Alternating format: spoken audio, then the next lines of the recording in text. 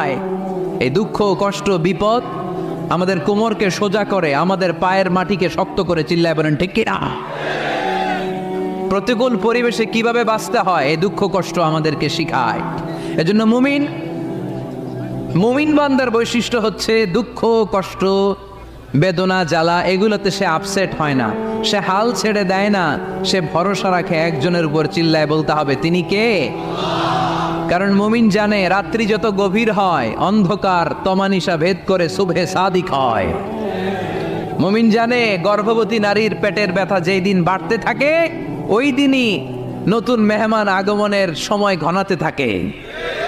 মুমিন জানে তার জীবনে দুঃখ কষ্ট বিপদ যত বাড়তে থাকে সুখের দিন কাছে আসতে থাকে। এজন্য মুমিনের হারাবার কিছু নেই।